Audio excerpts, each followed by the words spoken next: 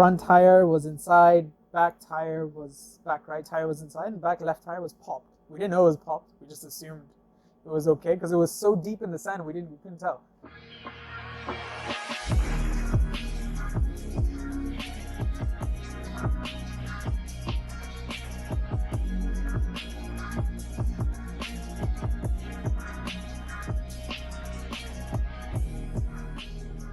I was going up to clean my car. Pulled up into this service station, and I was waiting for them to take my ticket to pay for it. And there was nobody coming, so I kept my car there. I went to the office, and there was a huge line, and I was waiting to pay. Halfway into the line, I get there, and this guy comes out. He's like, "Listen, your car's not moving." I'm like, "Okay, I figured it's not moving. It's a manual. You probably don't know how to shift it, right? Makes sense." So I paid it quickly. He pushed me to the front of the line. I paid, and I walked to the car. Sit in the car. I turn it on, and then it stutters. And I'm like, I check the gear, and I'm like, wait, it's on first. Try and shift it back to neutral. It's not going to neutral at all. It's so loose that it's just first and second, and it's just wobbling. And I'm like, the hell just happened here? I asked him, who touched my car? He's like, I tried to move it. He moved it forward, and then something happened, and my gear's now just not shifting into anything else. And I paused for a second. I'm like, okay, compose your thoughts. Don't freak out. Don't freak out. And I'm like, listen, the car's not moving. And this is local guy behind me. He's like, move your car, move your car. I'm like, bruh, it's not moving. Calm down. It's like, why is it not moving? You don't know how to drive. I'm like, seriously, you want to go there now? He looks inside. It's a manual. Manual. Like, you want to say something after that? It's like, no, move your car. It's like, it's not moving. They broke the gearbox. He's like, let's just push it forward. And the guys in the service station, like, it doesn't go, you can't push it forward. The machine is there. We'll have to push it back. He's like, I'm not moving my car. I'm like, dude, if you're not moving your car, you're not getting your car clean. It's as simple as that. It's like, he said something in Arabic, got his car, and then he moved. So I put the handbrake down, pushed the car outside, and I'm looking, and I'm like, why is this happening? It's so loose. Like, it's not jamming into any gear. It's like the socket has just come out, and it's just out, right? It's not moving. And these guys are like, listen, we'll just open it up and we'll look into it. I'm like, listen, you're not touching my car. Unless you tell me you're a certified Subaru expert, you are not going anywhere near my car. You broke it. I don't want to do anything else now. So, sir, we didn't break it. I'm like, you're telling me that I came in with a broken gearbox. He's like, no, sir, we moved it, put it back.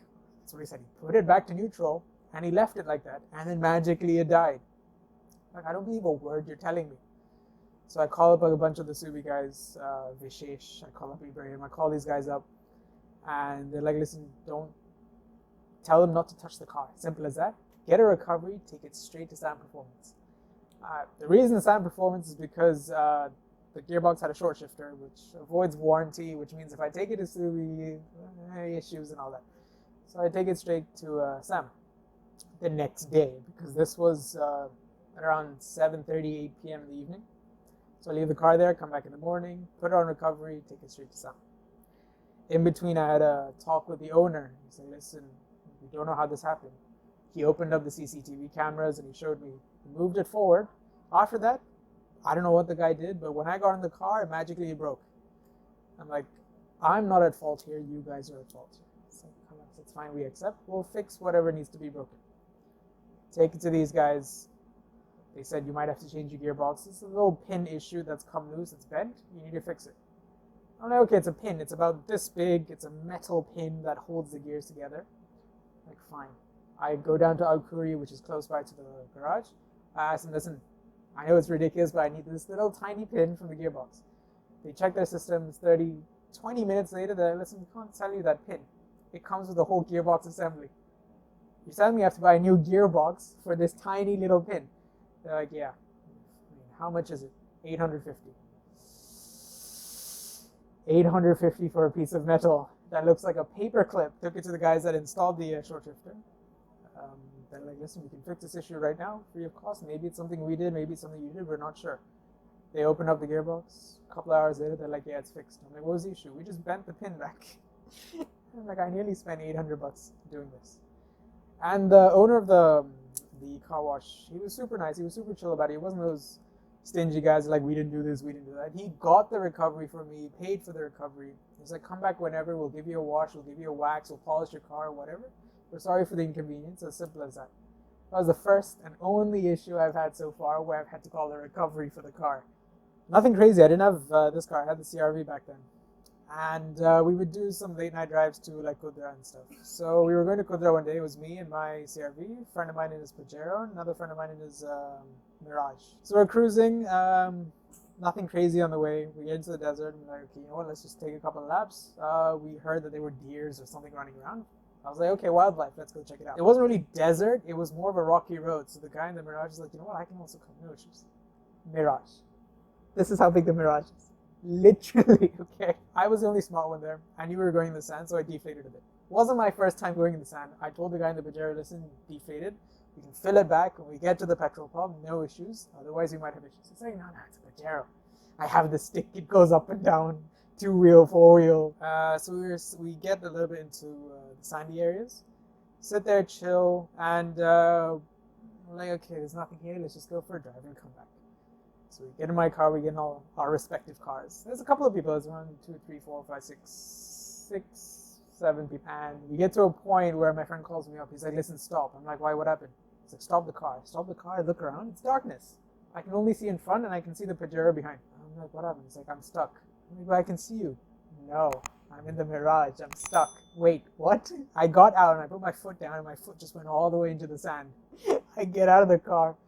I'm looking for the Mirage and I can see 2 little headlights in the front. I'm like, oh, we're running. We get to. Front tire was inside, back right tire was inside, and back left tire was popped. We didn't know it was popped. We just assumed it was okay because it was so deep in the sand we couldn't tell. Like, oh shit. So the guy in the Pajero, he had the tow. Pulled it out, and we got to a gravel patch and we heard pop, pop. That's all we heard, pop, pop. And I'm like, it must have been some rocks. Get onto the road-ish, whatever you want to call it, thing, and we start driving. He's like, all I can hear was this like scraping sound. I'm like, is this my car? Where is the sound coming from? And then I see like little sparks on the side of the Mirage, and I'm like, dude, stop the car. Stop on the side, and I'm looking. Both back tires gone.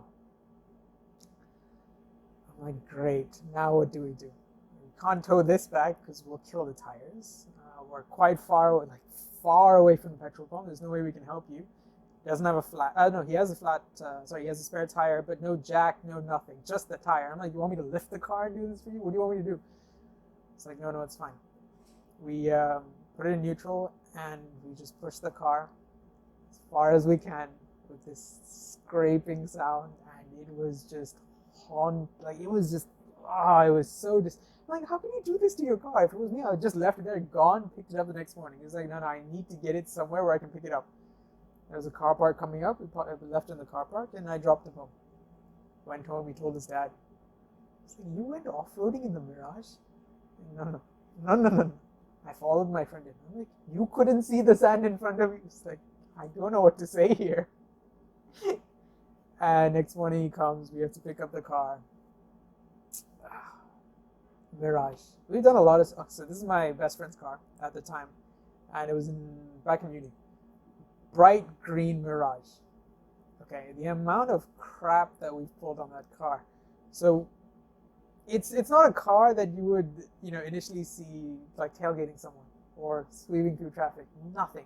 But we're both experienced drivers, and we went for this Mopar track day or something, and we got this little motorized sticker, so we put that in the back, just because, why not?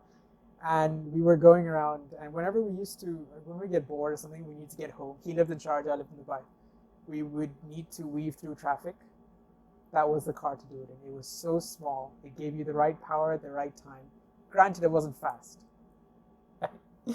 It's mostly been street for me. I mean, like I said, for me, it's not about who gets from A to B the quickest, who's faster in a straight line. For me, it's about lefts, rights, weaving through traffic, going between cars. That's the kind of racing that I would do, and I definitely prefer the street. If you're brought up as someone who's invested in cars, your dreams are going to change every other week. Why? Because every other week there's going to be a new car coming out. Have that urge. I want this. I want that. It's in the budget. No. Patience. Patience is always key. And this not only is for buying a new car, it comes to driving as well. I understand there's a lot of people on the road. They'll see a car and be like, let's go, let's do this, let's do that. They'll start flashing you. They'll start annoying the hell out of you. Have a little patience, right? Because at the end of the day, it's you that you have to worry about. It's your car that you have to worry about. Keep it safe. Keep it simple. Have a little patience.